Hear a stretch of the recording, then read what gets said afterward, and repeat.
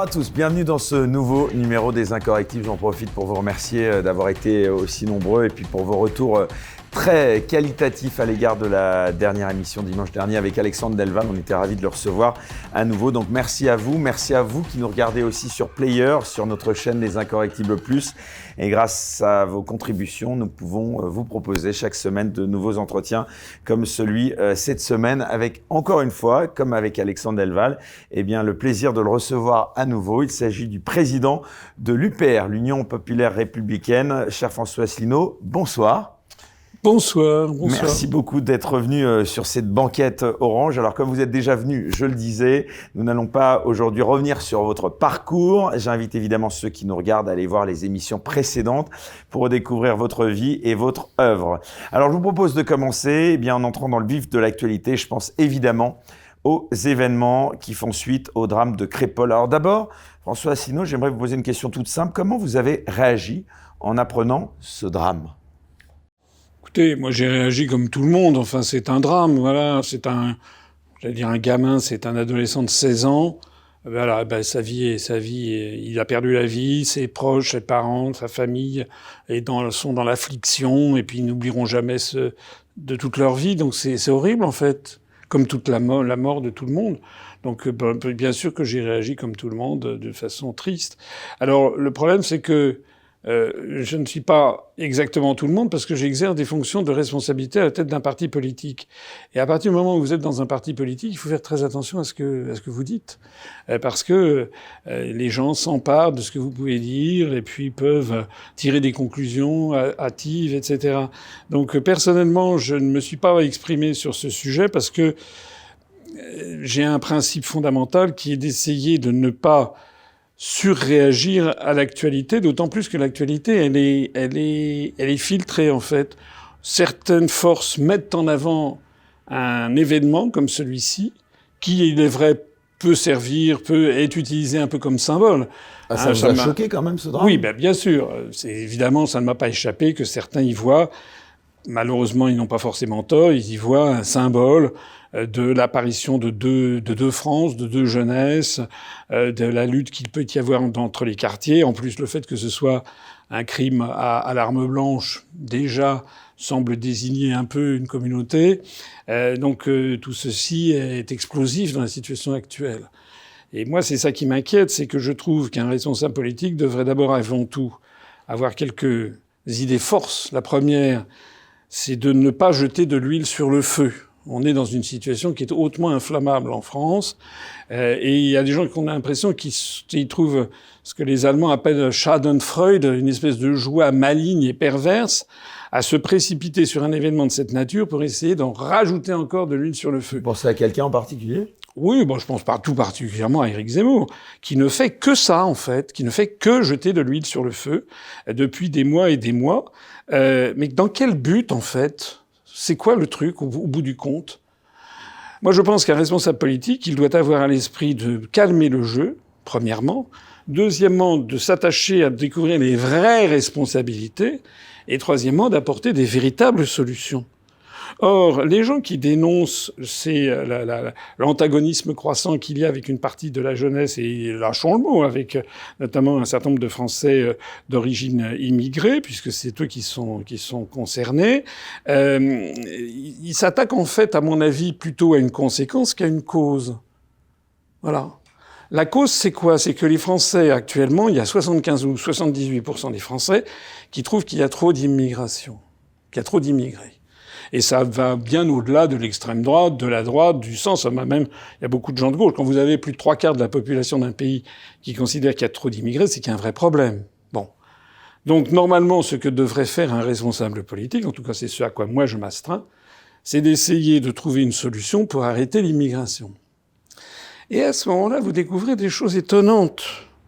Vous découvrez des choses étonnantes, par exemple, chez M. Zemmour, ou au Front National, au Rassemblement National, ou chez M. Ciotti, c'est que il vous parle toujours des immigrés clandestins, de ci ou de ça, de ce qui se passe en Méditerranée. Oui, c'est vrai, moi j'en ai beaucoup parlé aussi. Mais est-ce que vous savez quelle est la répartition du nombre de migrants qui arrivent chaque année en Union européenne ? Il y a Madame Ylva Johansson, qui est commissaire européenne de nationalité suédoise chargée des affaires intérieures, qui a fait une communication à Madrid il y a quelques semaines, il y a une quinzaine de jours, lors d'un colloque sur les migrations légales. Il faut que toutes les personnes qui m'écoutent sachent que dans l'Union européenne, vous avez d'une part les migrants légaux qui viennent parce qu'ils ont des titres de séjour qui leur ont donnés par chacun des 27 États membres, et qui d'ailleurs, une fois qu'ils sont arrivés sur le sol de l'Union européenne, peuvent circuler d'un État à l'autre avec l'espace Schengen. Et vous avez d'autre part les migrants illégaux.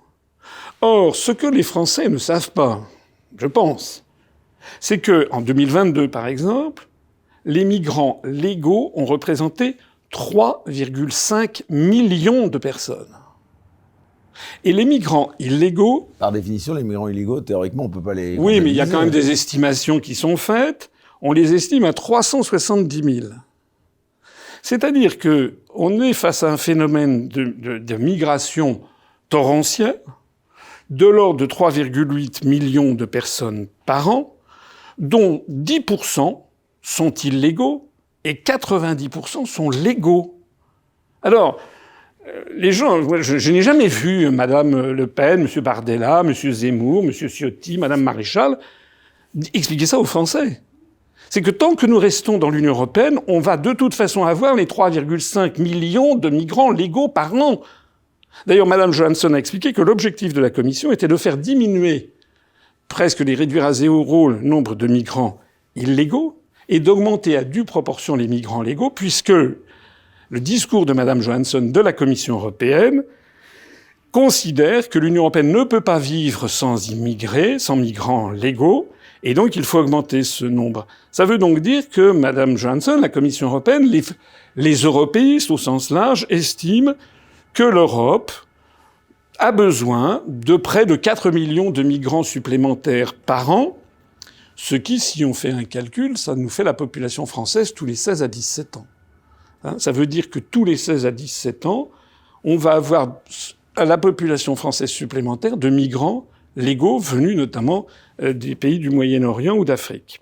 Alors ça, il faut que les Français s'en rendent compte et se posent la question de savoir comment on fait pour... Est-ce qu'on est d'accord avec ça déjà ? Parce que ce qui fascine dans cette histoire, c'est que au même moment que Madame Johansson nous explique cela, on apprend en France, mais malheureusement la couverture médiatique est infinitésimale par rapport à un drame comme celui que vous citez, parce qu'on focalise l'attention des gens sur un fait divers, en fait. Aussi atroce soit-il, ça n'est qu'un fait divers. En revanche, les grandes tendances devraient être bien présentes à l'esprit des gens. On a appris, vous le savez, que la natalité française continue de s'effondrer et que, pour la première fois cette année 2023, il est assez probable que le nombre de décès de Français de souche, de Français installés, dépasse le nombre de naissances, c'est-à-dire un solde naturel, comme on dit, négatif. Ça serait la première fois depuis 1944. C'est-à-dire que vous avez au même moment un effondrement de la natalité française et vous avez une Commission européenne qui explique qu'il nous faut augmenter à l'ordre de 4 millions par an le nombre de migrants légaux. Et d'ailleurs, ce qui est intéressant, c'est que Madame Johansson, dans le vocabulaire qu'elle a employé, elle a repris les termes exacts d'un traité que Macron a signé puis fait ratifier par la France en 2018, qui est le pacte de Marrakech, sur les migrations. Et elle a employé la formule sacramentelle, c'est qu'il faut organiser des migrations légales, sûres et ordonnées. C'est-à-dire que Madame Johansson, bon, c'est la même chose, inscrit l'action de la Commission européenne dans le cadre du traité de Marrakech, qui a été d'ailleurs ratifié par les pays de l'Union européenne. Voilà. Alors je voulais dire ça parce que, bien sûr que l'on peut faire de la politique dans l'événementiel. Voilà.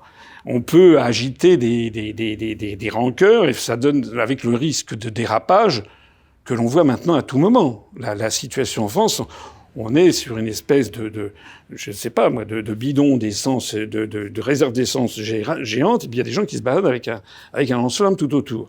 Donc, moi, je suis de ceux qui appellent à la sagesse. Il faut que la France redevienne la France, que la France Mais justement, ça dit quoi de l'état de la France, justement parce qu'il y a quand même des villages qui sont touchés par ces violences, même nos campagnes sont touchées.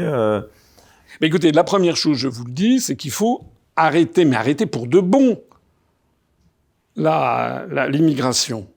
Vous avez peut-être vu, c'est un scandale qui a été sorti hier, j'ai vu ça sur Europe 1, par un député Renaissance qui a fait remarquer, c'est vrai en plus, que à l'Assemblée nationale, le Rassemblement national, je ne sais pas si vous avez suivi ça, a lancé et a voté un amendement pour la loi sur l'immigration en disant qu'il ne faut pas contrôler les sans-papiers sur les entreprises de moins de 11 personnes.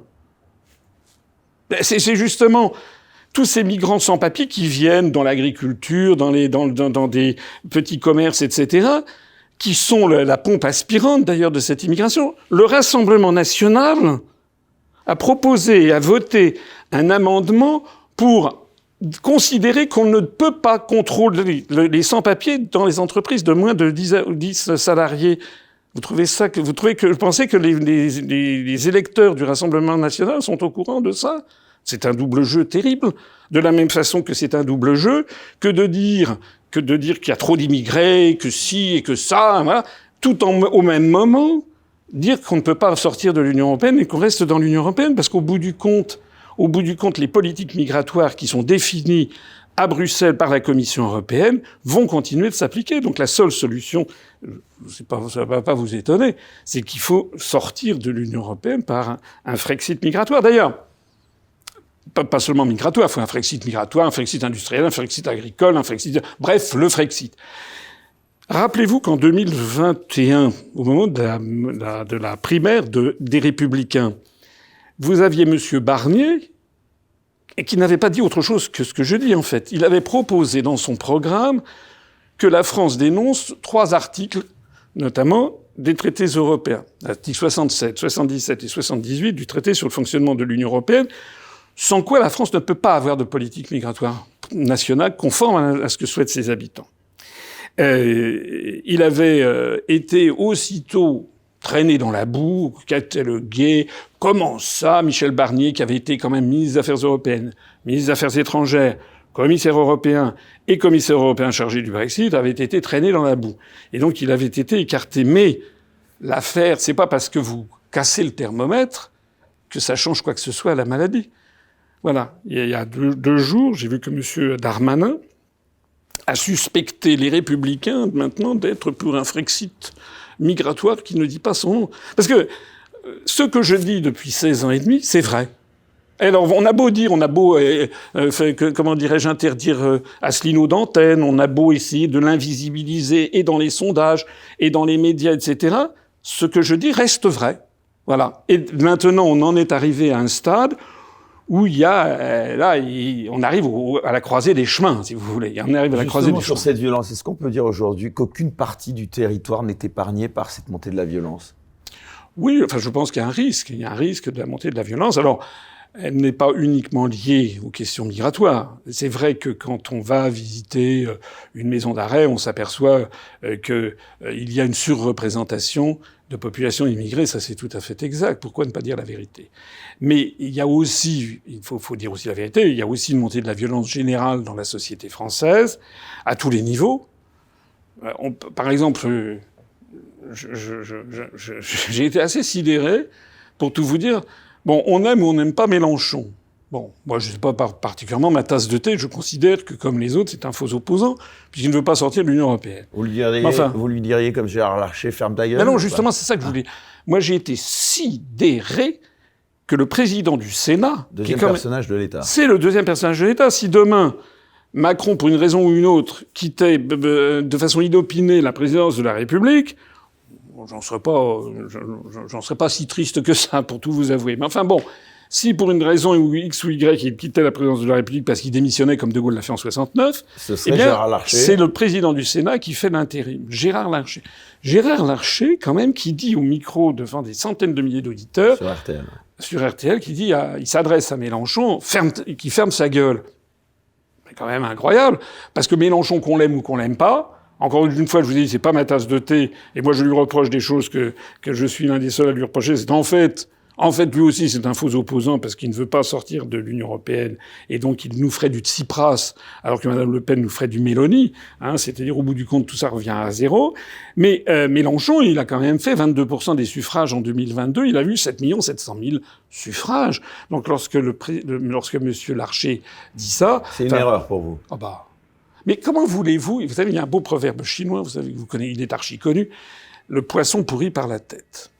Comment voulez-vous que dans les quartiers, avec des gens qui sont en rupture d'école, qui sont élevés dans des familles recomposées, décomposées, avec le poids des grands frères qui font du trafic de drogue dans les cages d'escalier, etc. Bon, quand ils regardent la télé, si vous voulez, la première des choses à faire pour restaurer, comme l'avait fait De Gaulle, l'autorité de l'État, c'est d'abord l'exemplarité. Le poisson pourri par la tête, disent les Chinois. Ben voilà. Non, si vous voulez, lorsque vous voyez Macron qui invite des blogueurs qui font des galipettes dans le jardin de l'Élysée, lorsqu'il invite des danseurs travestis brésiliens à l'Élysée, que ça plaise ou pas, il se trouve que c'est très mal perçu par une partie importante de l'opinion publique et notamment des jeunes qui disent « Regarde-moi ce bouffon ». C'est comme ça qu'ils disent. Et lorsqu'ils entendent que le deuxième personnage de l'État s'adresse à quand même quelqu'un qui a failli être au deuxième tour de la présidentielle en lui disant « Ferme ta gueule », ils se disent « C'est quoi ce pays de bouffons ?» C'est ça le truc. Donc il faut, à mon avis, ça fait partie de l'ensemble d'un réarmement éthique et moral et psychologique de la France, et qu'il faut d'abord rendre sa dignité à la fonction. Ça veut dire rendre sa dignité aussi à la politique. Ça veut dire qu'il faut qu'on ait des dirigeants qui soient dignes. Je vais prendre un autre exemple et vous allez me dire que je pars dans tous les sens. Mais non, parce que c'est un ensemble. Vous avez vu comment EELV a lancé sa campagne pour les européennes? Et vous avez vu ça? En faisant une danse, n'est-ce pas, c'était pour tortiller les fesses. C'est dingue. Enfin, c'est quoi le sens? C'est quoi le sens? Ça veut dire que, en fait, on a l'impression qu'on est face à une classe politique qui ne sait plus quoi dire, qui n'a plus d'idées sur rien et qui fait qui lance n'importe quoi. Enfin, tout ça est extrêmement attentatoire à la dignité. Vous savez ce qu'avait dit De Gaulle? De Gaulle disait, la politique, ça sert à se faire la guerre avec des mots. Dans toute société, il y a des tensions internes à une société. Et le rôle suprême de la politique doit être de civiliser les rapports entre les oppositions à l'intérieur d'une société. C'est-à-dire qu'il y ait des partis politiques qui apportent des solutions aux problèmes, du moins tels que les Français les ressentent. Donc il y en a certains qui vont se sentir plus près de celui-ci, près de celui-là. L'une des raisons, à mon avis, de la montée de la violence, c'est le sentiment que la France n'est plus du tout une démocratie. Madame Borne en est à son 20e 49-3. J'ai fait le compte l'autre jour pour le 20e 49-3. Il y avait 10 députés présents, 8 fonctionnaires et 3 ministres. C'est-à-dire le nombre de députés, normalement, il y en a 577, il y en avait 10. Ça veut dire que 98,3% des députés français n'étaient pas venus parce qu'ils ne servent plus à rien. Mais c'est quoi c'est unique au monde, un truc pareil. Lorsque l'on voit que Macron s'indigne aussi que le Parlement veuille intervenir sur le traité franco-algérien de 1968 sur l'immigration. Alors on peut être pour, on peut être contre, c'est une autre chose. Mais Macron, il a attaqué en disant « Je ne savais pas que le Parlement s'occupait de politique étrangère. » Enfin, sous-entendu, c'est un scandale. Mais Macron, il connaît même pas la Constitution française. L'article 53 de la Constitution pose que c'est le Parlement qui vote toute une série de traités, dont d'ailleurs de traités sur les personnes comme le traité franco-algérien. Donc on a affaire à une scène politique de plus en plus glauque, avec des dirigeants qui, en fait, tournent en rond, ils ne savent plus quoi faire. Ils ne savent plus quoi faire parce que on est arrivé, comme je l'ai dit, à la croisée des chemins. On est dans une multiplication. Les mathématiciens appellent ça une équation surdéterminée. C'est-à-dire qu'il y a trop de contraintes qui sont antagonistes les unes des autres, donc il y a un blocage. On est dans cette situation. François Asselineau, si vous le voulez bien, j'aimerais quand même qu'on s'arrête assez longuement sur ce drame de Crépol. D'abord, qu'est-ce que vous avez pensé justement du traitement médiatique de l'affaire? Il a été beaucoup remis en cause, notamment cette semaine. Qu'est-ce que ça dit des médias? Ce que ça dit des médias, c'est que on a un peu tendance à sauter rapidement à la conclusion. Voilà. Il y a aussi quand même de plus en plus. Alors ça me gêne un peu sur ce sujet de Crépol parce que encore une fois, il est malheureusement la mort de ce pauvre jeune homme est utilisée de façon idéologique dans un sens et dans l'autre. Et moi, que les journalistes et la justice auraient volontairement caché des informations pour ne pas enflammer la situation. Bah, il y a toujours ce procès qui est fait sur le fait qu'on cache les prénoms. Voilà.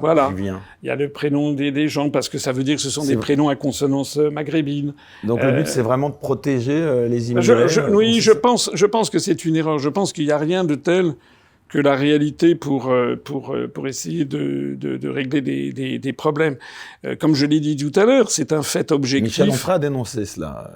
Oui, mais si vous voulez... Vous trouvez qu'il est courageux sur cette affaire ou pas ? Non, moi, ce que je pense être courageux, ce sont ceux qui dénoncent non pas les conséquences, mais les causes, les origines du problème. Encore une fois, je reviens sur ce que j'ai dit. Les origines du problème, c'est nous appartenons à une structure plurinationale qui a ratifié le pacte de Marrakech qui prévoit que il y a maintenant les êtres humains dans le monde ont vocation à être des migrants. J'ai fait 2 vidéos, je renvoie les auditeurs aux vidéos qui sont sur UPR TV. J'avais fait des vidéos pour expliquer ce qu'il y avait derrière ce traité de Marrakech. Bien sûr, on nous avait expliqué à l'époque que c'était rien du tout, etc. Mais si c'était rien du tout, pourquoi est-ce qu'il y avait un traité ? Non, c'était un traité qui pose le principe que l'humanité au XXIe siècle a vocation à migrer. On parle même plus d'immigrés, on parle de migrants, comme si c'était une espèce d'état naturel des êtres humains de migrer. Voilà, ils sont là, ils migrent. Voilà.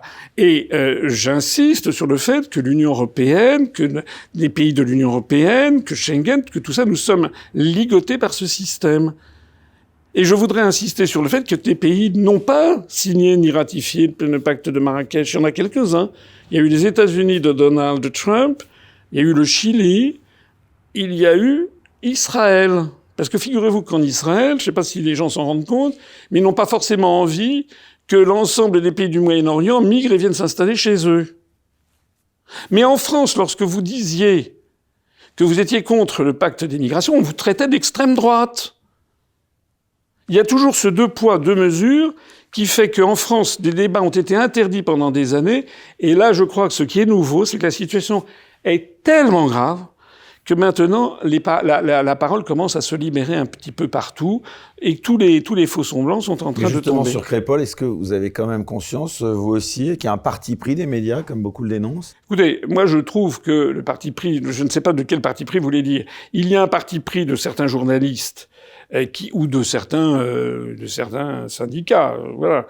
Je pense par exemple... Syndicat de la magistrature. Voilà, je pense par exemple au syndicat de la magistrature qui s'est indigné que Darmanin, pour la première fois dans l'histoire de la République, ait procédé à une expulsion d'un ressortissant ouzbek, l'Ouzbékistan étant une république d'Asie centrale, un démembrement de l'ancienne URSS, capitale Tachkent, cet Ouzbek était frappé d'une OQTF, comme on dit, d'une obligation de quitter le territoire français.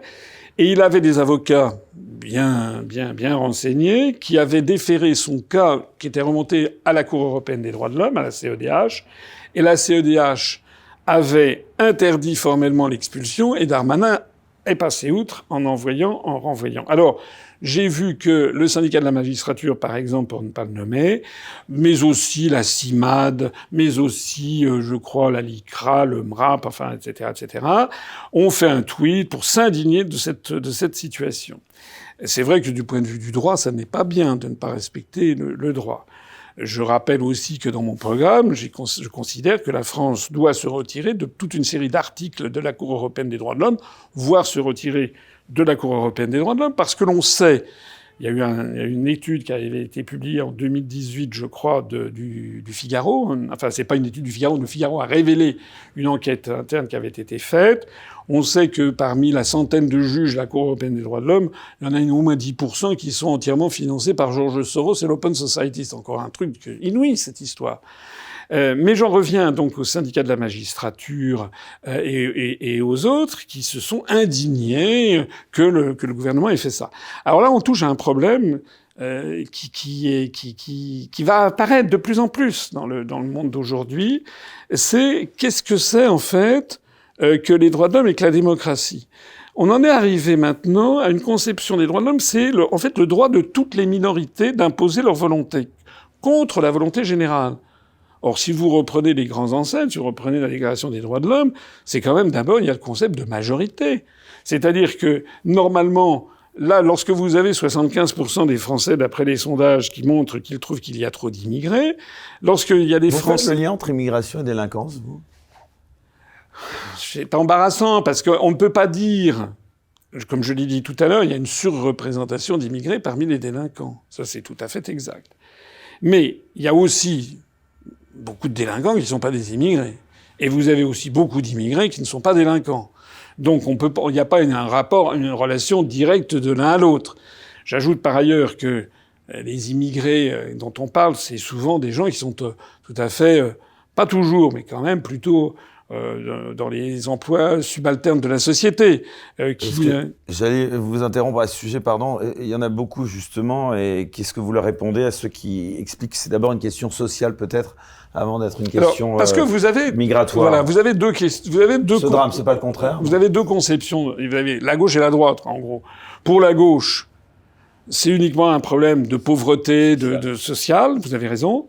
Pour la droite, c'est que d'une certaine façon, ils essentialisent le fait, par exemple, pour quelqu'un comme Zemmour, je ne crois pas beaucoup pousser le bouchon. Pour quelqu'un comme M. Zemmour, comme M. Damien Rieu, etc., qui passent leur temps, on a l'impression, à chercher le moindre fait divers à travers la France pour essayer de trouver des prénoms qui disent « Ah, vous voyez, ah, vous voyez ». Je ne dis pas que ce qu'ils disent est faux, mais eux, ils ont tendance à essentialiser l'idée selon laquelle quelqu'un qui serait un arabe serait forcément un délinquant. C'est vraiment ça. Avec une arrière-pensée qu'il faut préciser aussi, notamment chez Zemmour, c'est l'idée de faire croire qu'en fait, la situation à Gaza, c'est la même que dans le 9-3. Il l'a d'ailleurs laissé entendre. Ça veut dire quoi? Ça veut dire qu'au bout du compte, M. Zemmour, son objectif essentiel, c'est de soutenir, non pas l'État d'Israël, mais le gouvernement d'extrême droite du Likoud. On va y venir. Voilà. Donc, il laisse entendre, si vous voulez, qu'on aurait en fait les mêmes intérêts, la même conflictualité, mais pas, c'est vraiment grossièrement faux. C'est-à-dire, la situation de la France n'a quand même rien à voir avec la situation de la bande de Gaza. On est dans des histoires totalement différentes, et donc, voilà. Sur le profil, justement, c'est intéressant que vous parliez d'Éric Zemmour, parce que justement, ça nous amène à reparler de ce profil du suspect, donc du possible meurtrier. Est-ce que vous avez été surpris de ce profil ? En tout cas, qu'est-ce que vous répondez à ceux qui disent justement que son origine importe peu, qu'il s'agit d'un fait divers? Ça semble plutôt être votre opinion. Non, je suis beaucoup plus nuancé que ça. Je l'ai dit, c'est vrai qu'il y a des batailles rangées, et il peut y avoir dans les cités des batailles rangées entre d'un côté les Gaulois et d'autre côté les rebeux. Le fait qu'il soit parti au Maghreb, quand même, je sais pas, il faut peut-être pas en tirer un enseignement, non? Écoutez.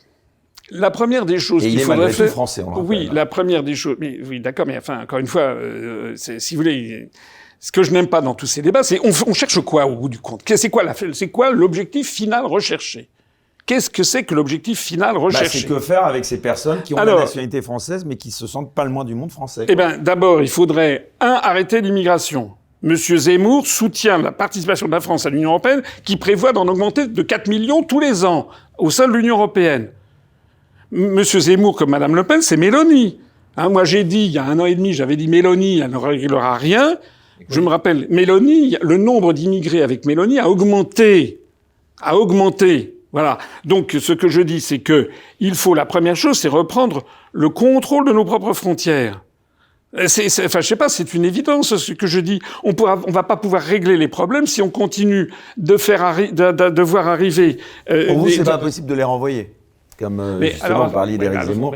Ça fait partie. J'ai vu que M. Zemmour avait lancé un propos de comptoir, de dire qu'il fallait renvoyer 1 million de personnes. Bon. D'abord, pourquoi 1 million?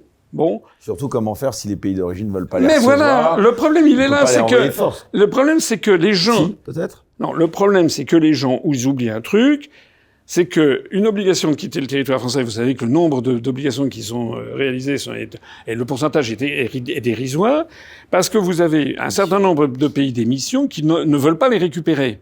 Donc on fait quoi dans ce cas-là? C'est pour ça que la priorité des priorités, c'est d'arrêter l'immigration. La deuxième des priorités, c'est de rétablir l'autorité de l'État. Par exemple, sur un cas, ça c'est très concret ce que je vais dire. Je me suis renseigné, j'ai découvert que le port d'armes blanches en France, la loi, c'est n'importe quoi en fait. C'est interdit, mais c'est pas interdit. On fait ce que, enfin, bon, bref. Moi, je trouve qu'il devrait y avoir une loi très sévère. On n'a pas à se balader avec un couteau, à part peut-être un petit canif. Mais je pense que quelqu'un qui serait arrêté avec un couteau dans la rue, contondant et susceptible de trucider quelqu'un, devrait ipso facto être placé en garde à vue, l'arme confisquée, et puis suivi ensuite par la police. Il faut, enfin, je sais pas, il faut revoir cette loi. C'est sur le port d'armes. Fort heureusement en France, d'ailleurs, on n'est pas dans la même situation que les États-Unis d'Amérique, et qui eux, comme vous le savez, ont un port d'armes. Tout le monde peut avoir des armes, et ça donne ces désastres absolus de ces mass shootings, de ces tueries de masse. Donc là, par exemple, sur la loi, il faudrait revoir le principe du port d'armes blanches. Bon, il faut revoir aussi le principe de l'exécution de la loi. La France est un pays où il est quasiment convenu que les lois les peines ne sont pas exécutées. Donc il faudrait revoir, à mon avis, la hiérarchie des peines. Il faudrait, enfin c'était dans mon programme, il faut exécuter vraiment les peines, sans remise. Il faut aussi que il y ait... d'ailleurs Éric Zemmour, donc vous entendez qu'il a... C'est peut-être inspiré de votre programme. Non, pas forcément. Zemmour ne dit pas forcément que des sottises, je n'ai pas dit ça. Madame Le Pen, Monsieur Mélenchon, il arrive même à comment il s'appelle, à Macron de temps en temps d'avoir une lueur de dire des choses qui sont pas sottes. Donc je ne suis pas de parti pris. Mais simplement, ce qu'il faut, c'est, je pense, avoir une justice qui ne tremble pas, et aussi un système, comme je l'avais proposé, d'augmentation de la peine plancher avec le nombre de récidives. Parce qu'il y a quelque chose qui exaspère les Français, dont moi d'ailleurs, comme je suis comme tout le monde, c'est quand on voit quelqu'un qui a eu 2, 3, 4, 5, 6 récidives, et on a l'impression qu'il ne se passe jamais rien. Donc ça veut dire que là, il y a un problème qui... Enfin, pardon, mais sur le point précis de la violence, quand même, qui a dépassé quand même là un stade, sur la notion d'ensauvagement, est-ce que c'est le bon terme pour décrire la situation, selon vous, François Asselineau ? Je pense que c'est oui, ensauvagement. Je sais pas si on peut dire ensauvagement. Je dirais que on est dans une zone géoculturelle sous influence américaine, et qui est parmi les pays qui deviennent les plus violents du monde, en fait. Faut reconnaître les choses. Alors certains brocardent ce que des régimes autoritaires ailleurs. Mon objectif, c'est pas qu'il y ait des régimes autoritaires. La société serait prête à supporter plus d'autorité de la part de la police et de la justice? Je pense que d'abord, il faut rétablir l'autorité de l'État. C'est ce qu'avait fait De Gaulle.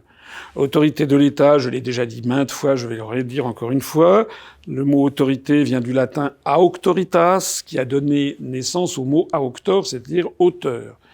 L'étymologie est toujours pleine de sens. Ça veut dire que vous n'avez pas d'autorité si ce n'est pas vous qui décidez, si vous n'êtes pas l'auteur de ce que vous dites. Voilà. Hein, c'est comme si vous avez, je sais pas moi, dans un couple, il y a par exemple, en fait, c'est la mère qui tient la culotte, comme on dit familièrement, et puis que le père il est pas là, il est absent, il n'a pas d'autorité sur ses enfants. Voilà, c'est ça. Alors, de la même façon, un président de la République, un chef de l'État, ne peut avoir d'autorité que s'il est, d'une part, l'auteur de ses propres décisions. Nous, on a un paltoquet, on a le domestique de l'oligarchie. Maintenant, tout le monde le sait. Moi, ça fait quand même depuis 2018 que j'ai lancé un dossier pour demander la destitution de Macron. Maintenant, c'est effarant, en fait. C'est effarant. Macron n'est plus reçu par nulle part. Il est allé, vous avez vu, en Arabie Saoudite, là, pour la COP 28. Il a été reçu par personne. Mohamed Ben Salman n'est même pas venu le voir. En fait, plus personne ne veut le voir, ce type-là. C'est devenu quelqu'un qui compte pour du beurre. On sait que ce qu'il dit n'a aucun sens.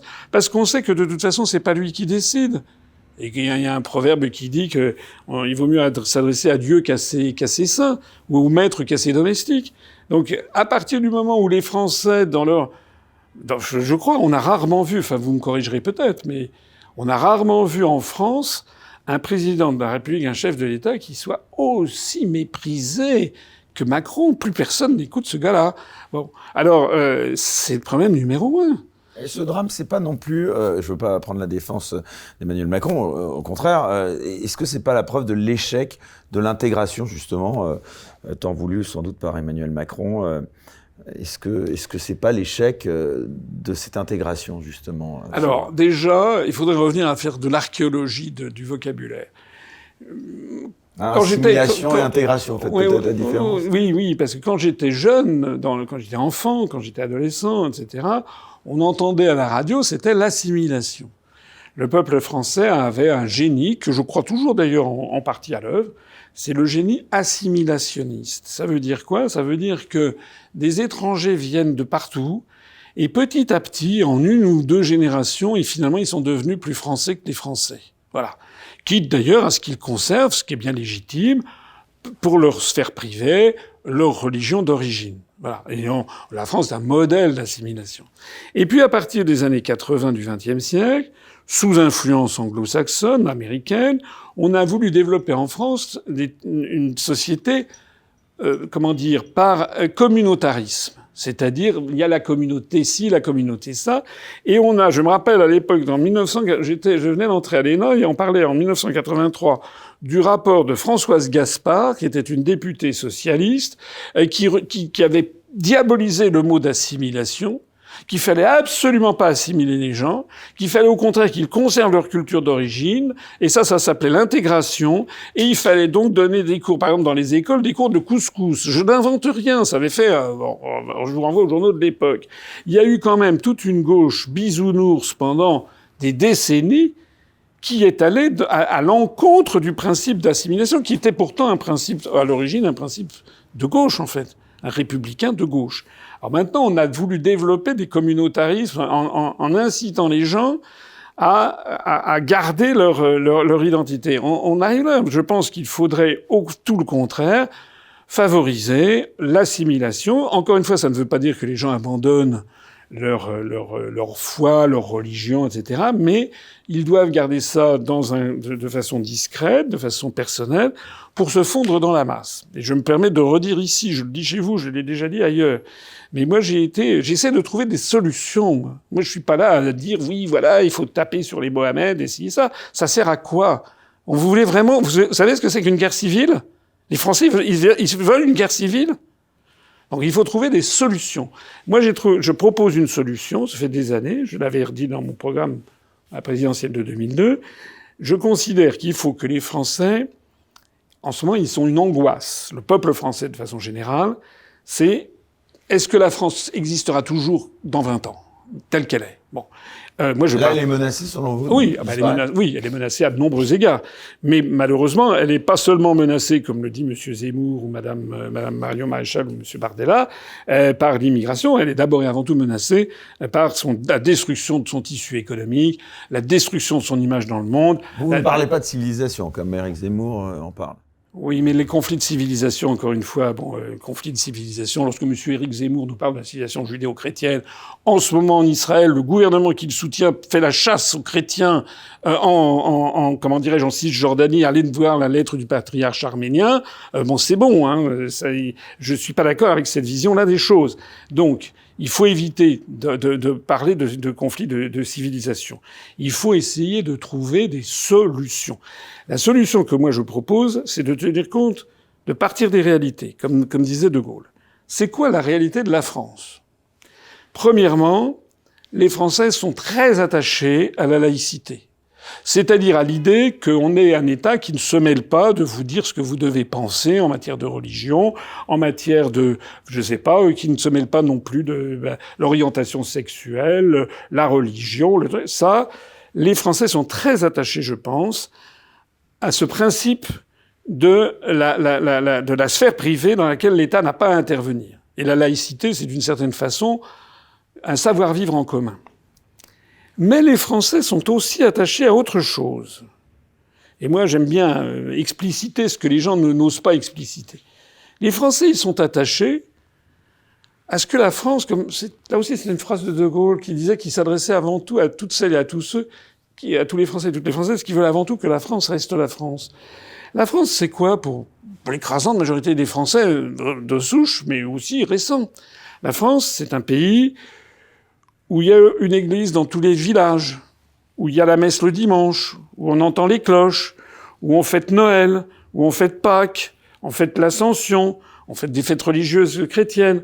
C'est un pays où il n'y a pas d'interdit alimentaire, où on boit de l'alcool, où on mange du porc. C'est un pays où les femmes sont l'égale de l'homme, etc., etc. Ça, c'est la France. C'est un pays de liberté. C'est un pays aussi qui devait être un pays de liberté, qui l'est de moins en moins, mais un pays où on a un peu le droit de se moquer de tout le monde. Ça fait partie de notre esprit un peu paillard, etc. Bon. Et ça risque, et c'est actuellement menacé, justement, par l'apparition du communautarisme. On le voit bien, j'ai déjà eu l'occasion de le dire, à Cologne, en Allemagne, dans le Bronx, du côté de New York, aux Pays-Bas également, on voit apparaître, sous l'influence notamment des frères musulmans financés en sous-main par le Qatar et les États-Unis, ce que M. Zemmour ne dit jamais, eh bien, on voit apparaître quoi? On voit apparaître des constructions de mosquées qui maintenant veulent avoir des minarets et avec l'appel 5 fois par jour du muezzin.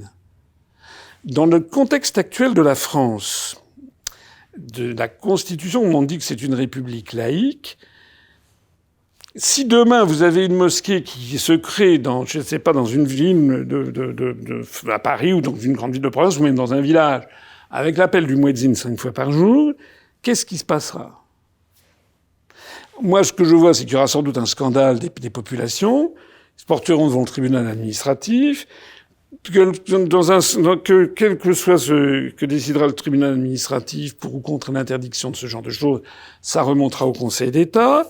Et au Conseil d'État, ça va tomber sur un conseiller d'État, une personne qui va décider au nom du peuple français.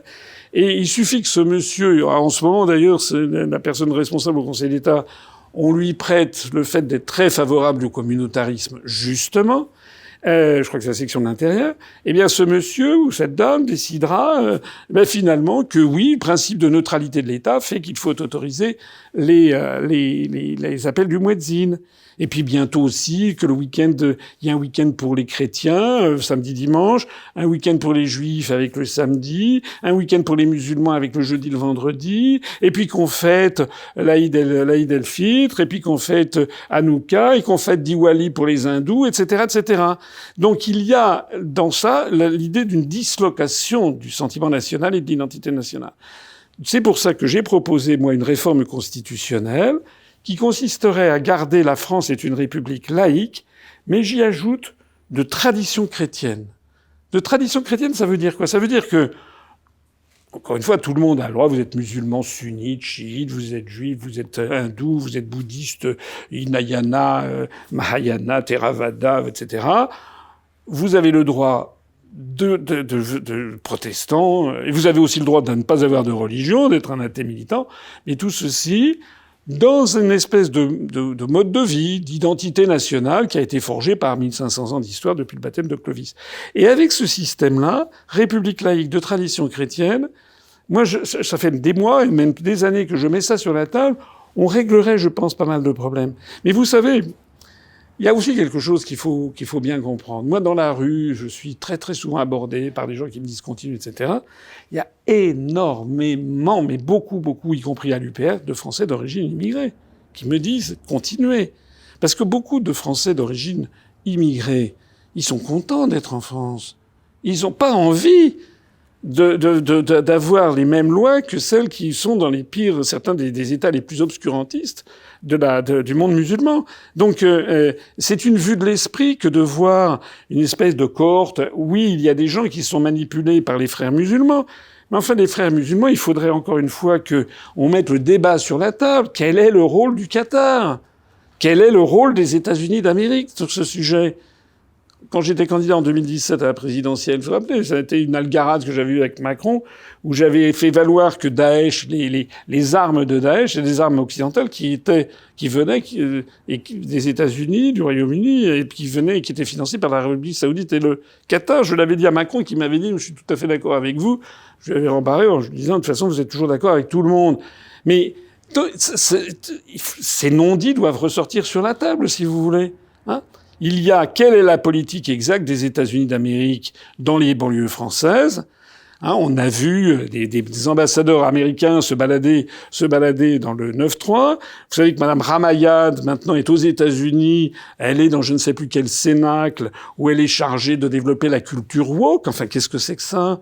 Qu'est-ce que c'est que ça? Pourquoi est-ce que les Français sont dans cette situation qu'on ne doit jamais indiquer qui finance, qui conçoit, qui est le concepteur? En tout cas, plus proche de nous, François Asselineau, ça doit vous rendre optimiste quand vous voyez ce qui se passe en Europe. Je pense notamment à des pays comme les Pays-Bas, le Danemark.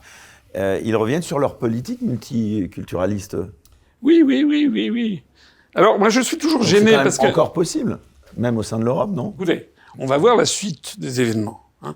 Parce qu'il y a des gens, je connais le discours qui consiste à dire « Mais monsieur Asselineau, on peut très bien changer les choses sans sortir de l'Union européenne, ici, voilà, ici et ça. » C'est la question que je vous pose. Est-ce qu'on peut encore changer les choses au sein de l'Europe? Non. La réponse est non. On me dit souvent Orban. Bon, très bien. Viktor Orban. Alors déjà, d'abord, c'est un petit pays. Donc Viktor Orban, quand il fait des incartades, c'est pas la même chose que la France. Deuxièmement, Orban, il est actuellement victime de sanctions financières. Hein, pour l'instant, la Commission européenne l'a retenu 20 milliards d'euros qu'ils n'ont pas donné, parce que la Hongrie est normalement un État bénéficiaire net. Troisièmement, Viktor Orban, si vous regardez la population immigrée en Hongrie, le pourcentage, il est comparable à celui de la France. Alors, il est vrai que c'est pas forcément les mêmes flux migratoires, c'est plutôt des flux migratoires qui viennent de l'Est. Enfin, vous savez, bon, il y a aussi les mêmes procès qui sont faits aux immigrés venus de l'Est, voilà. Donc, on n'est pas dans une situation qui est parfaitement claire. Ça dépend aussi, bien sûr que ça dépend des autorités nationales. Je vois, par exemple, qu'en Angleterre, ils ont actuellement, certains vont me dire, oui, ils ont fait le Brexit, mais ils ont quand même des flux migratoires, bien sûr, c'est exact. Mais d'abord, ils n'ont pas forcément pris les bonnes mesures pour le faire. Et puis, deuxièmement, le Royaume-Uni, il a signé et ratifié le traité sur les migrations internationales dit pacte de Marrakech. Il fait partie de l'OTAN. Il fait partie de la sphère intellectuelle des États-Unis d'Amérique. Il y a une véritable reprise comment dirais-je, une libération mentale de ce que les Français veulent pour la France et qu'ils ne soient pas assujettis à telle ou telle puissance internationale. Juste, dernier mot, s'agissant de Crépol, et on va passer à la politique justement internationale. Qu'est-ce que vous avez pensé justement de cette fameuse menace dite de l'ultra-droite? Comment vous avez réagi à la manifestation à Romans-sur-Isère? On peut dire que la police est devenue quand même une institution qui a un peu interpellé, hein, puisque ce sont ces militants qui ont été très fermement condamnés. Est-ce que vous partagez les consignes d'Darmanin qui avait donné des consignes très fermes au préfet? Est-ce qu'on peut dire aujourd'hui qu'il n'est plus possible d'être patriote en France sans être taxé d'ultra-droite, de tous les mots? Vous savez que pour moi, c'est pas là que se joue le patriotisme. Le patriotisme, c'est est-ce que oui ou non on veut d'une France souveraine ou indépendante ou pas. Voilà. Il est là, le patriotisme.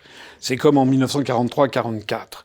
Donc pour moi, le véritable patriotisme, c'est des gens qui considèrent que la France ne doit être subordonnée à aucune autorité supérieure. Voilà. Et moi, ce que je vois, c'est que malheureusement, on essaye de faire croire à la population on fait défiler des gens qui sont... Voilà. Est-ce qu'ils ont fait des saluts nazis, des passés du nazisme? On en revient en fait à toute l'affaire du Front National lancé.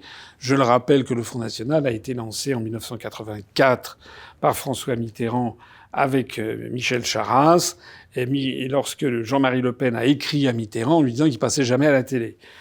Mais Mitterrand a donc décidé avec Charasse d'ouvrir la porte de la télé au Front National. Ça s'est passé avec la première émission qui était avec François-Henri de Virieu. Ça s'appelait L'heure de vérité. Pendant une heure, plus d'une heure ou une heure et demie en prime time, comme on dit maintenant. Et où voilà. C'est ça qui s'est passé. Et à partir de ce moment-là, ça a été le lancement du Front National qui a eu pour effet, au bout du compte, vous savez, j'aime toujours les citations. Vous savez ce que disait Confucius en moins 500 avant Jésus-Christ? Écoutez les paroles, mais observez les actes. Au bout du compte, le Front National aura eu pour effet, sur la scène politique française, de diaboliser durablement le drapeau bleu, blanc, rouge. Voilà. Alors, certains disent oui, c'est parce que les médias, oui, bien sûr, les médias. Mais il y a eu un jeu là-dedans, un jeu extrêmement trouble. C'est que la France est devenue un des rarissimes pays au monde où, quand vous sortez le drapeau bleu, blanc, rouge, vous vous faites traiter d'extrême droite, de nazis, etc., favorable aux chambres à gaz et des horreurs, etc. Mais il faut reconnaître que Jean-Marie Le Pen avait contribué, par ces jeux de mots épouvantables, à accréditer cette idée que les médias ont fait rebondir et rebondir et rebondir encore. Donc il faut voir qu'il y a dans les médias français, ça ne date pas d'hier, en tout cas c'était le calcul absolument délibéré de Mitterrand, absolument délibéré de Mitterrand et de Charras, c'était de casser la droite et d'empêcher en fait l'apparition d'une force qui empêcherait que la France se fonde dans le magma de la construction d'une Europe fédérale qui ne dit pas son nom. Voilà. Si vous voulez, je vais vous taquiner un peu, mais depuis que vous m'interrogez, on parle d'une affaire dramatique, c'est vrai. On va parler d'autre chose. Mais oui, mais il y a des choses en ce moment d'une gravité absolument exceptionnelle sur la survie même de la France, sur la transformation que M. Mario Draghi appelle de ses vœux de l'Union européenne en un véritable État, sur la suppression de l'unanimité. Enfin, c'est des trucs délirants. Et ceci est mis de côté, comme on met de côté les problèmes de démographie effrayants qui sont en train d'arriver. C'est-à-dire que les Français ne se reproduisent plus, en fait. Ça devrait être le titre il devrait y avoir la principale préoccupation du président de la République ou de tous les chefs de parti devrait être de se dire, nous sommes comme des lemmings, on va vers un suicide collectif. Qui tire la sonnette d'alarme à part moi? Qui est-ce qui, en permanence parle de ça? C'est incroyable. Donc, si vous voulez, c'est pour ça que, bien sûr, ces faits divers sont épouvantables. Bien sûr qu'il faut redonner de l'autorité de l'État. Mais vous ne pouvez pas avoir de l'autorité de l'État si vous avez à la tête de l'État quelqu'un qui laisse la population dans l'État dans lequel on est, l'effondrement de notre démographie. Est-ce qu'il peut y avoir nation sans sécurité, François Asselineau? Parce que c'est bien gentil de parler de natalité. Si demain, on manque de se faire égorger à chaque coin de rue toutes les semaines, c'est un peu compliqué, d'avoir l'idée de fonder une famille. Bien sûr, je suis d'accord. Je suis d'accord. Mais ça, c'est les pirouettes à la Zemmour que vous me faites. J'avais débattu avec lui, qui m'avait dit, moi, je fais passer l'identité avant la souveraineté. Mais c'est une arnaque. Comment? La souveraineté, ça veut dire que c'est vous qui avez le pouvoir. Donc, si vous n'avez pas la souveraineté, tout le reste, vous pouvez dire ce que vous voulez. Vous pouvez dire que moi, je voulais qu'il y ait 365 jours par an qui fassent très beau. Mais vous n'avez pas le pouvoir. Donc, les gens qui veulent rester dans l'Union européenne parce qu'ils servent en réalité des intérêts qui sont des intérêts contraires à ce que croient leurs électeurs, ce sont des faux opposants. Pourquoi est-ce que dans les médias français, on l'a vu là, ça commence pour les européennes, tous les jours, je vous dis que tous les jours, il y a Bardella. Ou alors c'est Marion Maréchal, Zemmour, Marion Maréchal, etc. Asselineau, zéro. Rien. Zéro. Il y a d'ailleurs un même phénomène qui est en train de se passer qui me fait sourire d'une façon un petit peu triste. C'est que la même chose est en train d'arriver à comment il s'appelle, à Jean Lassalle. Terminé, Jean Lassalle a disparu et en ce moment on voit quoi? On voit qu'il est question d'un type que personne ne connaissait, M. Willy Schren, qui est le président de la Fédération de la chasse. Willy Schren. Tous les jours, vous avez les médias, TF1, France Info, Le Point, etc., qui parlent de ce bonhomme. J'ai même vu un article, je crois que c'est dans Le Point, qui était assez drôle, qui disait, oui, il est très charismatique, il est très médiatique, mais c'est les médias qui en ont décidé. Alors, quand on connaît le dessous des cartes, donc, on sait que c'est... Aux médias la responsabilité, on sait, quand on connaît le dessous des cartes, on sait que c'est Macron... Alors, regardez, Éric Zemmour, à la présidentielle, ça s'est pas converti tant que ça, finalement, à ceux qui disaient justement qu'avec cette omniprésence dans les médias, il allait faire un score incroyable. Il a jamais... Et quand même fait 7%. Mais il a quand même fait 7% pour la première fois, ce qui est, à part Macron... Quand il était crédité 18% dans les sondages quelques mois plus tôt. Oui, mais ça, c'est par ailleurs... C'est par ailleurs la problématique de Zemmour. Les gens qui ont voté Zemmour, je crois, ont perdu de vue le sens des réalités. Les Français sont un peuple un peuple Alors, comment vous d'équilibre. expliquez justement que les Français ne vous rejoignent pas mais vous savez... Puisque en effet, non mais je vais même à mon petit niveau, je considère en effet que vous avez apporté souvent des bons vous avez posé souvent des bons diagnostics. Mais c'est pas que les Français ne me rejoignent. Écoutez, les Français ne vont pas... justement... Mais donnez-moi du temps de parole à la télé. Il est là le problème. Vous savez, on a fait une alliance là avec un parti politique italien. C'est exactement la même situation que nous. C'est le serpent qui se mord la queue parce qu'on va vous dire, on vous donne du temps de parole si vous avez des élus. Parce que c'est aussi la jurisprudence dans les médias, c'est de dire en fonction de. Oui, mais non, ça se passe pas comme ça. Sinon, hors Zemmour, bien sûr, mais. Oui, or Macron. En 2017, Macron a eu 25% du temps de parole, j'en ai eu 0,8%. Macron ne s'était jamais présenté à une élection. Nous, on s'était déjà présenté, par exemple, aux régionales précédentes. Pourquoi est-ce que Macron, qui ne s'était jamais présenté à aucune élection, qui avait aucun élu, a eu 24% du temps de parole et peut-être 70% du temps d'antenne? Il est là le problème. Faut arrêter de, que les médias qui disent que les Français ne m'écoutent pas, eh bien, aient le courage de me donner donc 25% du temps de parole et que ça soit, que M. Macron ait les droits à 0,8% et nous verrons les résultats dans les urnes. On ne sait pas que ça commence à un petit peu, quand même, un petit peu se modifier cette omnipuissance des médias. Il y a les médias alternatifs, il y a les réseaux sociaux. Vous êtes très puissant, justement, vous l'avez dit, sur YouTube, sur X aussi. Oui, alors, vous avez raison. D'ailleurs, je vous en profite pour vous remercier. Je vous ai taquiné tout à l'heure. Je vous remercie.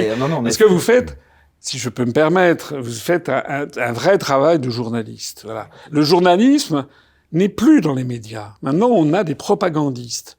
Ils ont complètement perdu de vue, si jamais ils l'avaient même à l'esprit, la charte de Munich de 1971, qui est la charte de l'éthique du journalisme. Vous êtes un des rares à l'avoir aussi. Qui précise qu'un journaliste ne doit pas être un propagandiste. Il doit chercher et rapporter la vérité, quoi qu'il lui en coûte. C'est très beau, la charte de Munich de 1971. Et donc, vous avez... Beaucoup de journalistes l'ont oublié. Oui. Bien. Et ceux qui ne l'ont pas oublié, en règle générale, ils ont dû dégager. Voilà. Et ils ont créé on trouve, alors, je vais pas citer tous vos confrères, mais enfin, vous avez des youtubeurs, vous avez TV Liberté, vous avez Radio Courtoisie, vous avez les Incorrectibles, etc., etc. Bon, je fais un petit... Vous avez eu PRTV. Il y a eu PRTV, voilà. Donc ça, c'est vrai. Et ce qui est vrai, c'est qu'il y a un transfert progressif qui se fait. Mais le problème, je le vois quand je vais dans les campagnes, c'est qu'il y a encore beaucoup de personnes âgées qui ne regardent que TF1. Voilà, c'est ça. Alors, ce qui est vrai aussi... Vous avez un peu un profil des gens qui votent pour vous, enfin, qui sont sensibles à vos thèses, à vos idées, François Non, c'est pas des thèses. Ça, j'aime pas le terme de thèse. Ce sont des faits. Moi, je parle des faits. Quand je dis, parce qu'il y a des gens, je me rappelle une fois... C'est pas péjoratif, les thèses. Non, mais il y a des gens, je me rappelle... Moi, vous savez, en 2017, je m'étais fait connaître, notamment parce que je sortais des articles des traités. Alors, il y avait des gens qui m'avaient brocardé sur le thème, vous vous rendez compte, il sort les articles des traités. En fait, on me reprochait de trop bien connaître les dossiers. C'est incroyable. C'est comme si vous alliez voir, vous avez un problème de droit du travail avec votre employeur, vous allez voir un avocat spécialiste du droit du travail qui vous dit, moi, je vais vous utiliser, tac, je vais vous sauver le truc, et vous sortez là en criant, en disant, non, mais il connaît beaucoup trop le code du travail, je vais vite aller chercher un Margoulin, parce que lui, c'est pas possible. En gros, c'était ça, c'est incroyable. Bon. On m'avait donc brocardé sur le fait que donc je citais les articles des traités. Mais encore une fois, quand on dit ça, en fait, ça n'est que la réalité des événements. Et cette réalité, elle continue d'exister. Donc ce qui est en train de se produire, c'est que j'ai créé l'UPR il y a 16 ans et demi. Jusque à la présidentielle, c'était très très difficile. La présidentielle nous a donné, en fait, le Brexit et là, nous a donné. La perche, pardon. Vous envisagez aussi l'après Asselineau ou pas? Bah oui, il y aura bien un moment à partir duquel. Parce que c'est vrai qu'on entend un peu que vous, côté UPR. Bon, attendez, et on entend qui finalement du côté Zemmour? À part Zemmour, Marion Maréchal. Oui, il y a Jordan Bardella derrière Marine Le Pen. Non, attendez, je parle d'un parti politique. Le Rassemblement national qui est donné à 28%, moi je n'entends que Madame Le Pen et Bardella. Chez Debout la France, je n'entends que Dupont-Aignan. Chez Horizon, je n'entends que Fantomas. Enfin, je veux dire, comment il s'appelle Édouard Philippe. Voilà. Vous êtes dur là. Ben non, mais écoutez. Vous faites de l'humour sur son physique. Ben c'est lui qui a fait quand même campagne là-dessus. C'est pas moi, c'est non, lui. Mais Fantomas, vous êtes dur quand même un petit peu. Non, mais regardez, c'est gentil. Fantomas, c'est le film avec... La tête verte, hein. Oui, mais c'était une capuche qui se mettait comme ça. Ouais. Mais non, mais écoutez, Édouard Philippe, il a fait quoi? C'est une bonne question. Est-ce que vous pensez que ça pourrait lui causer du tort? Il y en a quelques-uns qui, d'ailleurs, ne le disent pas publiquement, qui pensent qu'il n'aura pas ses chances parce que, justement, l'aspect physique... d'abord, comme vous dites, il en joue. Il a dit Mais qu'il n'y avait oui. pas que des playboys en politique. Hein. Non, Il mais y avait c'est beaucoup pas... de contre-exemples. On ne sait pas à qui penser, d'ailleurs. Non, mais c'est pas ça. C'est le problème. Il a fait... J'ai pas rêvé. Il a entretenu les Français de ces problèmes de pilosité à de très nombreuses reprises. Et il perdait ses poils ici, il les perdait là. Enfin, c'était quoi? C'était un truc de dingue. Il nous expliquait qu'il allait bientôt avoir la bande maillot. Enfin, c'était... Moi, j'ai jamais vu ça. On est dans un monde de fous, en fait. C'est de la folie. On a un pays qui est en train de s'effondrer. On a un type qui a été Premier ministre et qui nous explique qu'il a une alopécie, mais on s'en fout, en fait. Bon. Le problème d'Édouard Philippe, fondamentalement, il est ailleurs. C'est que les Français se rappellent, à la différence de Macron. Macron, quand il est arrivé, personne ne le connaissait.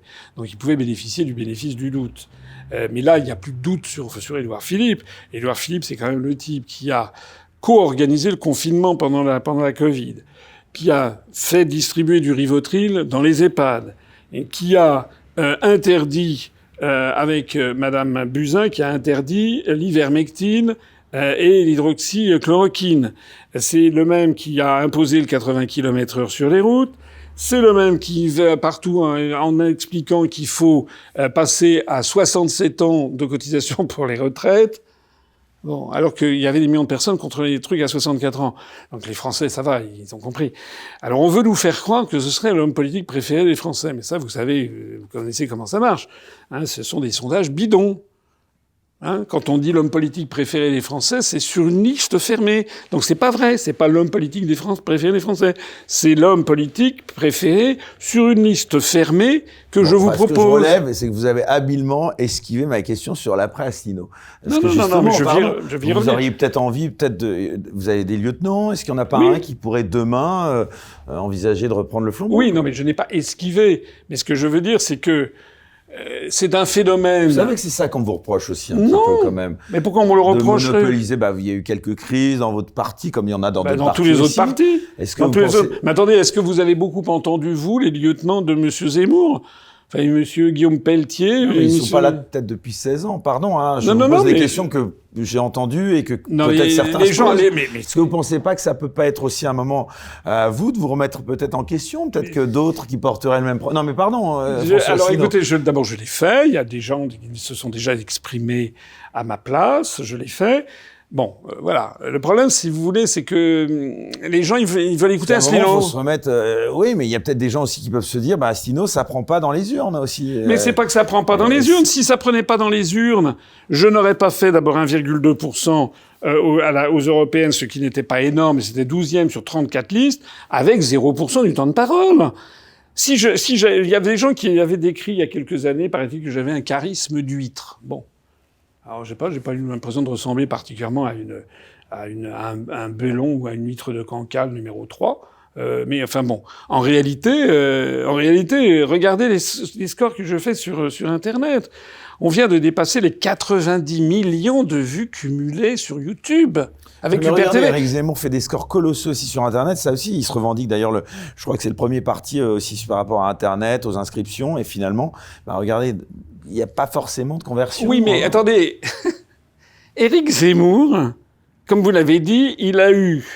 En 2021, il a eu 18% du temps de parole. Vous savez, moi, quand je vais en France, il y a beaucoup de gens qui ne savent même pas qui je suis. Ça existe encore beaucoup. Il y a de plus en plus de gens qui savent qui je suis, mais il y a énormément de gens qui ne savent pas qui je suis. C'est tout. De la même façon que, Willy Schren, par exemple, personne ne sait qui c'est. Mais si tous les jours, aux européennes de juin 2024, à la demande de l'Élysée, qui veut à la fois torpiller Jean Lassalle, torpiller les Verts, et torpiller je ne sais pas qui d'autre, et peut-être un peu LR, donc c'est ça c'est pas moi qui le dis, c'est sorti dans les rumeurs. C'est Macron qui pilote l'affaire de cette liste des terroirs. Mais si tous les jours, les Français, on leur montre Willy Schren, et qu'on leur dit les terroirs, et qu'on leur fait pleurer sur le camembert ou les crues, etc. Est-ce que vous vous déplacez assez en région, peut-être? je le fais plus que quiconque. Ouais. D'ailleurs, quand je fais des conférences, il y a du monde. L'autre jour, j'étais à Pléban. Oui, vous savez Pléban? Je saurais vous mentir que de dire oui. Oh, Non, c'est quand même célèbre, c'est les galettes de Pléban. Pardon. C'est au centre Finistère. C'est un petit village charmant avec notamment un très bel enclos paroissial. Et il y a à peu près 3000 habitants. Il pleuvait, c'était au mois de novembre, un soir de novembre sous la pluie, une nuit noire et tout. La salle était pleine, il y avait 200 places, la salle était pleine, il y avait même des gens debout. C'est quand même pas mal. Le lendemain, j'étais à Vannes. Avec 200 personnes, on va pas très loin, pardon, François. Oui, d'accord, c'est compliqué. Non, mais ça veut pas dire que ça n'enlève rien à votre mérite. Oui, mais attendez, le lendemain, j'étais à Vannes, il y avait 300 personnes. Je connais. Vannes. Bon, ben voilà. Donc, si vous voulez, je fais des parcours, puis on n'est pas encore vraiment dans la campagne électorale. Mais l'autre fois, j'étais à Orléans. C'était pas à Orléans, c'était à 20 km au nord d'Orléans. C'était un petit peu c'était un peu difficile d'accès, sauf en voiture. Bref. On a eu 180 personnes. La salle n'était pas complète. Mais un mois avant, vous aviez eu monsieur Clément Beaune, ministre des Transports, qui avait organisé, alors en présence des médias, le grand raout des militants de Renaissance. L'article du journal disait une 60aine de personnes, et la photo, moi j'en voyais 10. Voilà. Parce que moi, je veux bien sûr, on pourrait, vous connaissez. Et encore, c'était sans doute l'équipe de Renaissance. Oui, vous connaissez cette parole. Quand je me regarde, je me désole. Quand je me compare, je me console. Il n'y a pas beaucoup. Moi, l'autre fois, au mois d'août, j'étais à Garéou, dans le Var. C'était 31 août ou 1er septembre, je ne me rappelle plus. Il y avait 350 personnes. Enfin, je fais des salles combles à chaque fois. Mais j'entends ce que vous dites là, j'entends ce que Nicolas Dupont-Aignan dit. Il y en a un d'ailleurs au passage que vous n'avez pas cité, c'est Florian Philippot, je crois avec qui vous êtes toujours en forte animosité. Mais vous êtes tous incapables, vous qui avez quand même une petite chapelle pour chacun de vous seriez quand même plus forts tous ensemble. Vous n'arrivez pas à dépasser vos on va pas recommencer là-dessus. Mais vous pensez pas que c'est ça aussi? Non, mais l'union des droites, elle se fait aussi. Non, mais d'abord, nous ne sommes pas catalogués à droite. Alors, l'union des souverainistes, pardon. Oui, non, mais le problème, il n'est pas là. C'est qu'effectivement, M. Philippot, lui, il est catalogué à l'extrême droite. Voilà. Alors, il peut dire que c'est pas vrai que c'est... Il a été pendant 8 ans le vice-président du Front National. Donc, il peut dire ce qu'il veut. Il est catalogué comme ça. Nous, non. Voilà. Ça change énormément. On vous voit extrêmement... Pourquoi vous avez une véritable haine à son encontre? À l'encontre de qui? De Florian Philippot. On vous voit dans des extraits sur Internet qui sortent souvent, justement. Non, mais attendez, arrêtez.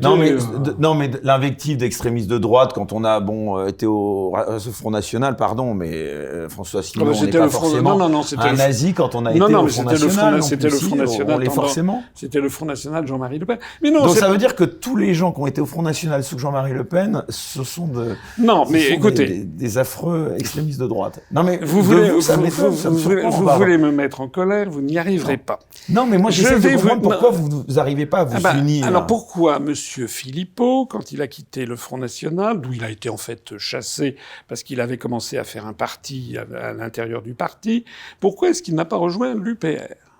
Je vous pose la question. Non, mais personne. Je suis pas dans les secrets. Alors, c'est ça. Alors après ça, il se répand sur le thème que je ne voudrais entendre parler de personne. Mais lui, vous savez, moi j'ai fait la liste des partis politiques qui se sont créés depuis que j'ai créé le mien sur le même créneau. On doit en être à 32. Le dernier en date, celui qui vient d'apparaître, c'est Pierre de Gaulle. Vous avez peut-être vu ça, qui crée la fondation Pierre de Gaulle. Bon. En gros, vous êtes en train de me dire que si Florian Philippot vient vous voir pour vous proposer une union, vous accepteriez? Ah non, parce qu'entre-temps, il s'est quand même passé beaucoup d'autres choses. Voilà. Il s'est passé beaucoup d'autres choses, mais c'est pareil pour, par exemple, quelqu'un comme Dupont-Aignan. Dupont-Aignan, c'est quoi le programme de Dupont-Aignan sur l'Europe? Enfin, tout le monde rigole, tout le monde le sait, ça change à chaque fois. Chaque fois, il change de partenaire, c'est incroyable. Là, voilà, donc voilà. Moi, je ne sais pas d'ailleurs ce qui va se passer, mais vous m'avez interrompu. J'ai découvert 32 partis politiques qui se sont créés avec des gens qui, au lieu de rallier l'UPR, ont créé leur truc. Mais alors certains diront oui, mais est-ce que vous faites fuir les gens? Mais ils n'ont pas rallié davantage Dupont-Aignan, ils n'ont pas rallié davantage Philippot, ils n'ont pas rallié davantage Pierre-Paul Jacques. Chacun fait son truc dans son coin. Voilà. Est-ce que vous pouvez me dire, par exemple, pourquoi Pierre de Gaulle, là, il crée son truc, alors qu'il est banquier suisse, il faut envoyer de l'argent en Suisse, que c'est que ce truc? Il a demandé la nationalité russe. Vous avez vu récemment, il a dit qu'il voulait la nationalité russe. Bon, c'est quoi, en fait? Pourquoi il y a Pierre de Gaulle qui lance son truc? Vous savez, il y a quelque chose que j'ai découvert aussi en politique, c'est que, qu'avaient fait les Américains contre de Gaulle en 1942-43? Après l'opération Torche, lorsque les Américains débarquent à Alger, Eisenhower arrive à Alger. Donc, à l'époque, Alger, c'est dirigé par l'amiral Darlan, qui est l'un des dauphins de Pétain. Il est en concurrence avec Pierre Laval. Et vous savez que, à la surprise générale, Darlan bascule en 48 heures, lève le drapeau blanc et il s'entend copain comme cochon avec Eisenhower qui le maintient. Ça fait un scandale. De Gaulle à Londres est absolument furieux parce qu'il y a des camps de rétention, comme on dit, des camps de concentration en Afrique du Nord où il y a des juifs, des communistes, etc. Et donc les Américains se trouvent ça très très bien. Ils ont fait alliance avec Darlan. À ce moment-là, De Gaulle, c'est dans ses mémoires de guerre, il envoie André Dittelme, qui était inspecteur des finances et son ministre de la guerre, et je ne sais plus qui, à Washington. Ils sont reçus à la Maison-Blanche par Franklin Roosevelt, et donc ils portent la protestation officielle de Gaulle, qui considère que c'est absolument scandaleux que les Américains se soient entendus avec Darlan en Afrique du Nord. Et à ce moment-là, Roosevelt répond cette phrase qu'il faudrait mettre en lettres de feu quand on parle de l'histoire de la Seconde Guerre mondiale. Roosevelt répond aux envoyés de Gaulle, « Oui, je traite avec Darlan parce que Darlan me donne Alger, et demain je traiterai avec Pétain et Laval quand ils me donneront Paris. » Parce que l'objectif des Américains, c'était de maintenir Pétain, Laval et Édouard Herriot ressorti de prison, c'est De Gaulle qui le raconte de nouveau à Perfit, ça c'est dans le C'était De Gaulle, pour maintenir en fait des domestiques, des larbins. Et puis ça n'a pas marché puisque, comme vous le savez, quelques semaines après, Darlan a été assassiné par la résistance présente en Algérie.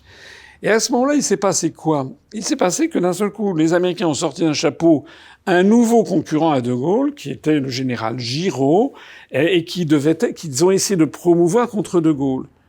Eh bien, c'est ça qui se passe en France, mais aussi en Italie et ailleurs. C'est-à-dire que vous avez des forces qui passent leur temps à promouvoir des opposants pour émietter le paysage. Émietter le paysage. Mouvement souverainiste, il y a Front Populaire avec Michel Onfray, il y a le Cercle Aristote, il y a France Souveraine. Enfin, vous avez des contacts avec tous ces mouvements? Non, je crois pas qu'ils en aient entre eux d'ailleurs.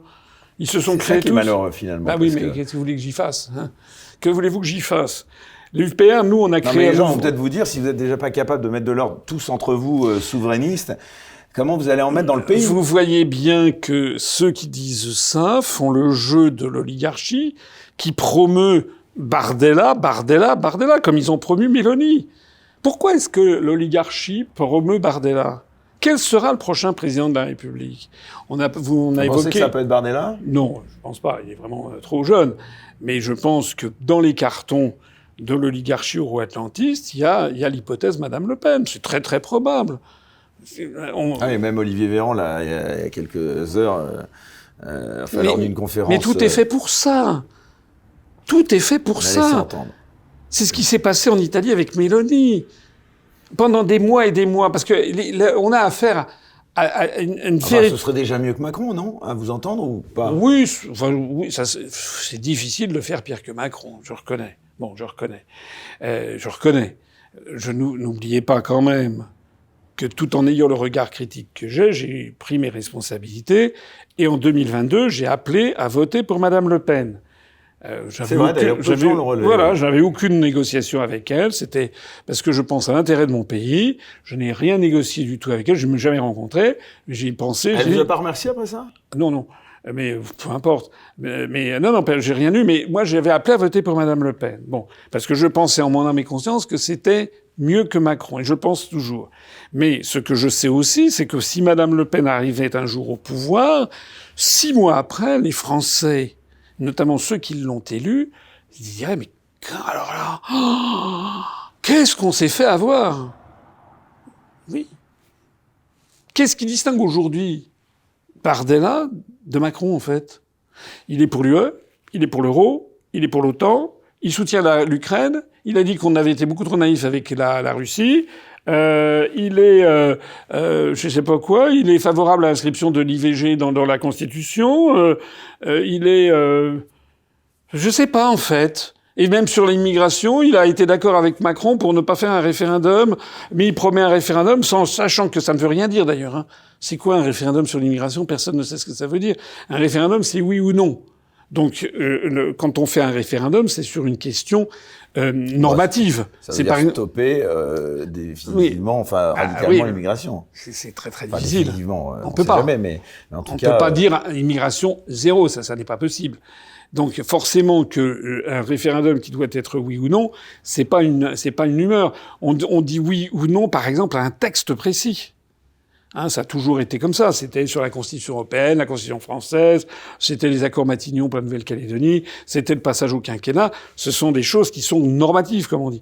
Donc un référendum sur l'immigration comme ça ne veut pas rien dire. Il faudrait par exemple un référendum sur oui ou non le maintien du rassemblement familial, par exemple, du regroupement familial. Je vous rappelle que le regroupement familial a été inscrit dans le droit européen par une directive de 2000 et quelques. Bon, donc voilà, un référendum sur l'immigration, ça n'existe pas. En attendant, Bardella, il a trouvé tout à fait bien. Il est allé d'ailleurs servir la soupe à Macron. Donc moi, honnêtement, je le dis, il y a des gens qui vont se récrier en disant mais non. Du point de vue très concret, je ne vois pas où est la différence. Mais les médias ont intérêt à le faire croire. Vous savez, il est intervenu, il y a un truc formidable qui est arrivé c'était jeudi. Il est arrivé un truc formidable, c'est que, le même jour jeudi, il y a eu un article qui est sorti sur France Info, sur le thème que l'ERN est complètement isolé au Parlement européen par sa position anti-Union européenne. Si vous êtes un béotien, vous vous intéressez pas beaucoup à la politique, vous regardez ça d'un œil, vous dites, ah bah oui, le RN, il est contre l'Union européenne. Combien de fois on m'a dit que je parlais de la même chose que Mme Le Pen? Alors Mme Le Pen ne veut absolument pas sortir de l'Union européenne, de l'euro. C'est pas une bagatelle. Bon. Donc vous aviez cet article de France Info qui qualifie le RN d'anti-UE, ce qui est un mensonge, en fait, puisque le RN ne veut pas sortir de l'Union européenne. Mais le même jour, vous avez vu un article de TF1, moi, j'avoue que parfois, on trouve des surprises, un article assez incroyable de TF1, et c'était jeudi, qui a dit, est-ce que, comme le propose Monsieur Zemmour, il suffit de dire que les lois nationales l'emportent sur les lois européennes pour régler les questions comme l'immigration. Et ils ont fait un article, ils sont sur un article très juridique sur TF1, auquel je ne peux que souscrire. C'est tout à fait ce qu'il disait, tout à fait exact. Sur le site internet de TF1. Oui, sur le site internet de TF1. Et ça se conclut en disant qu'en définitive, la seule possibilité juridique pour imposer une volonté en matière migratoire, c'est le Frexit que seul François Asselineau propose. Alors, je suis allé... à défaut du 20h, vous avez le site internet de TF1. Je suis allé brûler un cierge à Sainte-Rita, la patronne des causes désespérées. La vérité. C'est-à-dire que TF1, j'en suis encore tout troublé. TF1 a fait quelque chose qui était la vérité. Oui, ils ont raison de dire que, à partir du moment où vous restez dans l'Union européenne, tous les faux semblants utilisés à satiété par Zemmour, Marion Maréchal, Madame Le Pen, Bardella, Ciotti, Marlex, etc., en fait, ce sont des attrape-gogo, ça ne tient pas la route du point de vue juridique. Et il rappelle notamment que c'est pas à la France de décider, et que c'est notamment la Cour de justice de l'Union européenne qui tranche, et accessoirement la Cour européenne des droits de l'homme, et qui tranche, et elle qui dit le droit. Or, nous sommes liés par notre appartenance à l'Union européenne, nous devons respecter les décisions de la Cour de justice de l'Union européenne. Donc, et alors, le truc incroyable, c'est qu'ils m'ont cité. Qu'est-ce qui se passe donc? Parce que, en fait, c'était la réalité qu'ils ont dite. François. Mais vous voyez bien que ce qui était dingue, c'était la publication le même jour de deux articles qui disent en fait le contraire, l'un et l'autre. Pourtant des médias mainstreamissimes, si j'ose dire, France Info et TF1. Pour voir la suite de l'émission sans aucune censure, merci de vous abonner à la chaine Les Incorrectibles Plus sur Player depuis le lien en description sous cette vidéo.